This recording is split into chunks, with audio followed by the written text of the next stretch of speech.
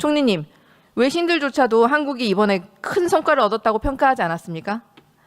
뉴욕타임스는 일본보다 더 얻어냈다. 예상 밖의 진전이다. 그리고 월스트리트 저널도 타결 가능성을 낮게 봤던 협상이 전격 타결되었다. 핵 잠수함에 대해서는 호주도 안 준 극비 기술을 한국이 받는다. 라면서 놀라움을 감추지 못했습니다.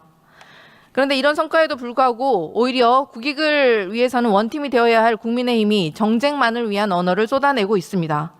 10월 27일에는 장동영 대표가 직접 국익과 민생에 도움이 되는 진짜 성과를 가져오라 라고 하더니 이제 진짜 성과가 나오니 법적 근거도 없이 국회 비준을 받으라며 어깃장을 놓고 있습니다.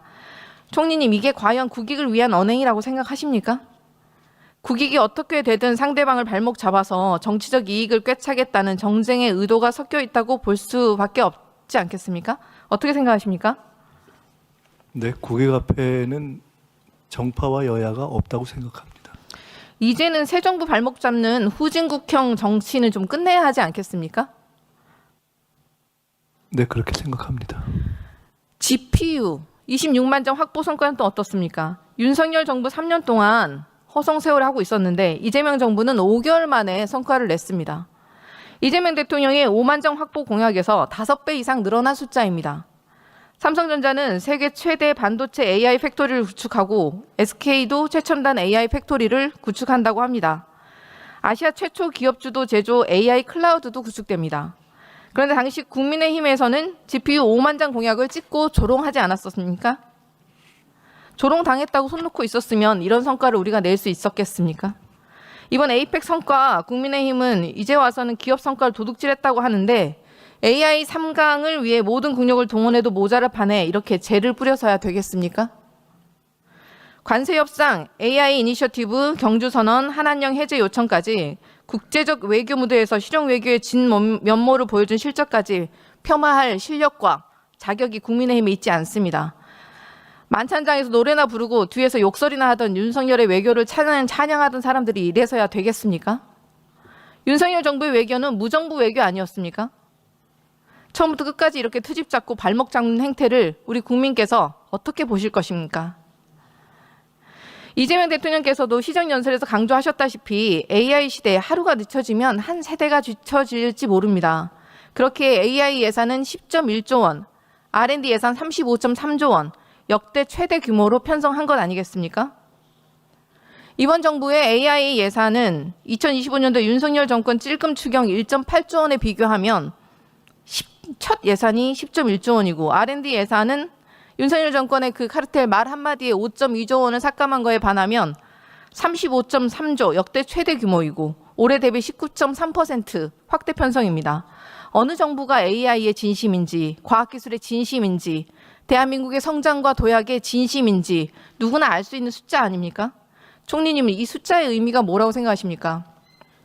R&D 예산 35조는 복원의 의미가 있고 AI 예산 10조는 집중력, 미래에 대한 전략적 집중의 의미가 있다고 생각합니다. 아까 말씀 주신 중에 GPU 5만 장, 26만 장 부분은 26만 장이 민간에서 이루어진 것이긴 하지만 세계 어느 나라 어느 정부와도 비교할 때 우리 정부가 가졌던 그 5만 장 목표로 하고 실제로 집중한 집중력이 그 전체 26만 장으로 이어지는 동력과 토대가 되어 있다 하는 점은 민간과 기업에서도 평가한다고 생각합니다. 네, 맞습니다. AI 과학기술 성장에 박차를 가해야 할 골든타임에 이렇게 발목 잡기에 나서는 것은 미래 세대에 죄를 짓는 것 아니겠습니까? 그리고 IDC 등 국제기관들의 분석 결과에 따르면 AI로 10년간 세계 경제 성장률이 최소 4%에서 18%포인트 오를 거라고 합니다. 그러나 국가 간 AI 역량이나 경제 성장률 전망치는 천차만별인데 우리나라는 지금 더 치고 나가야 됩니다. 더 뒤처지면 1%대 성장률이 고차가 될 수 있습니다. AI를 통한 성장 동력 확보, 성장 가속화, 국제기구들까지 단언하고 있습니다. 허비할 시간이 없어요. 저희는 이미 지난 3년을 호송세월을 했습니다. 예산 법정 시한 12월 2일입니다. 하루가 늦어지면 얼마나 더 뒤처지겠습니까? 법정 시한을 반드시 지켜야 되겠죠? 네, 최근 국회가 계속 지켜오는 노력을 하고 있고 그걸 지켜가는 것이 좋다고 봅니다. 지금 국민의힘은 재정 포퓰리즘이라서 또 발목 잡기를 하고 있습니다. 재정 포퓰리즘 도대체 누가 했습니까? 2023년 세수 결손이 56.4조, 24년 세수 결손은 30.8조. 그런데 윤석열 정권에서는 국채도 발행하지 않았고 기금 돌려막기로 대응했습니다. 환율 방파제 역할을 하는 외평 기금까지 다 끌어썼습니다. 이게 재정 포퓰리즘 아닙니까? 집안 살림도 이렇게 운영하진 않겠습니다. 민생 경제 회복, AI 과학기술 성장의 열차를 출발시켜야 될 지금 골든타임에 국민의힘은 처음부터 발목 잡을 궁리만 하고 있습니다. 소비자 물가 지수가 문재인 정부 초기 3년간 단순 산술 평균으로 1.9% 오를 동안 윤석열 정부는 8.2% 급등했습니다. 올해 0%대 성장률을 찍을 뻔했던 걸 이재명 정부가 3분기 성장률 긴급 추경을 통해서 1.2%로 올려놨고 1%대 성장 가능성도 점쳐지고 있습니다. 코스피가 4천을 돌파했고 지금도 매우 높은 수준을 유지하고 있습니다. 글로벌 증시 중 최고 상승률을 보이고 있습니다.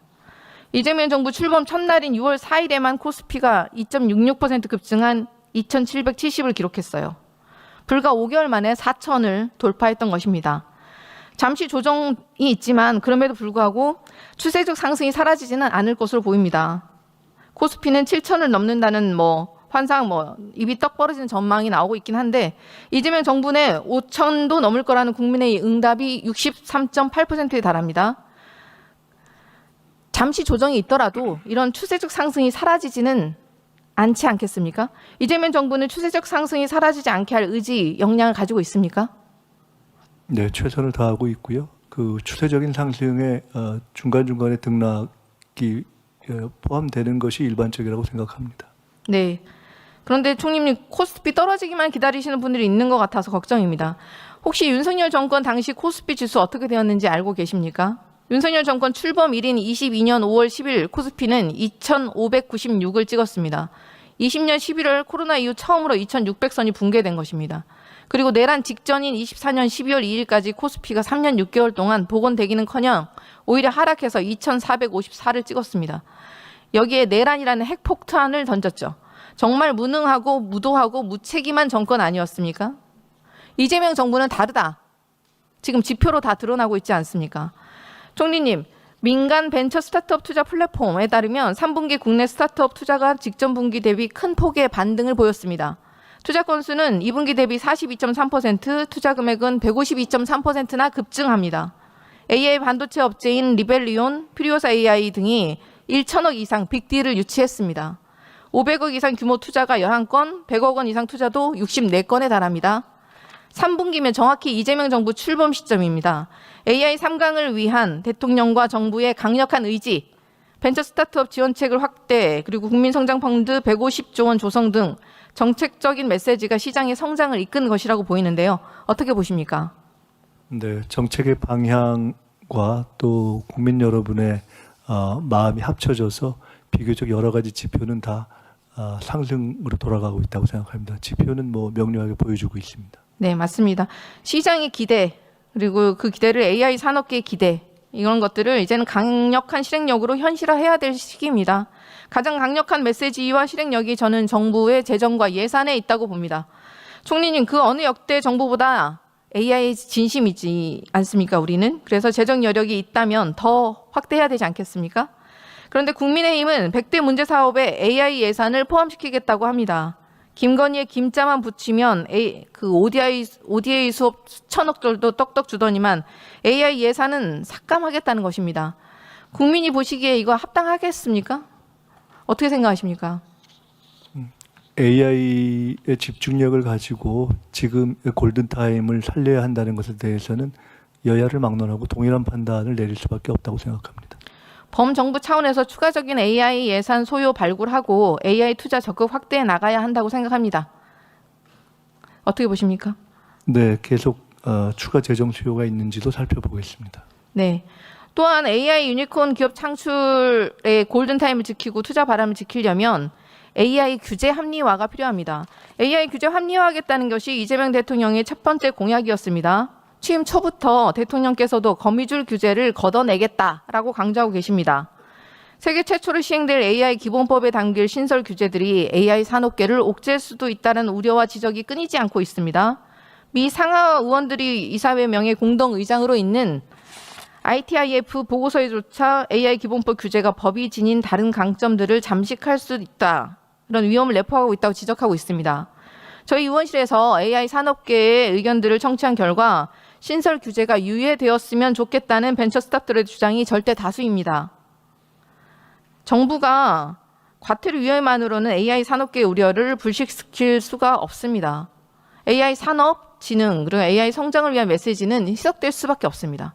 최소한 벤처 스타트업들에게는 과태료 유예뿐만이 아니라 사실 조사까지 일부 유예하고 기간도 3년으로 폭넓게 잡는 것이 글로벌 국가들에게 AI 산업 진흥을 위한 우리의 강력한 의지를 보여줄 수 있는 방법이라 생각합니다.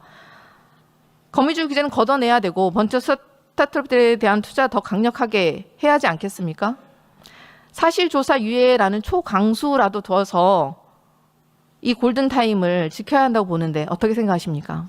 모든 방안을 다 검토해야 된다고 생각합니다. 글로벌 AI 역량을 흡수하고 있는 블랙홀 중국도 규제가 없다는 점이 큰 영향력으로 작동하고 있지 않습니까? 또한 우려되는 점은 콘텐츠 업계에서는 AI 기본법상에 담긴 AI 표시 의무제가 일괄적으로 강제될 경우에 우리나라 가진 강점, VFX, 시각 효과의 경쟁력마저 잃게 될 거라는 우려가 나오고 있습니다. 이 또한 규제가 성장의 발목을 잡지 않도록 해야 될 것입니다. 총리님께서 이 부분 직접 챙겨주시겠습니까? 윤석열 정부와 비교해서 지금 저희 정부의 가장 큰 특징 중에 하나는 국가 AI 전략 그리고 규제 문제를 대통령께서 직접 굉장히 강한 의지를 가지고 챙기시고 계시다는 점입니다. 저도 제가 원래 그 총리실 소관에 있던 규제 부분을 챙겨가겠지만은 이 부분에 대해서는 대통령께서 대통령의 어젠다로 강력하게 챙겨가실 것이다 이렇게 보고 있습니다. 범정부적으로 노력하겠습니다. 네.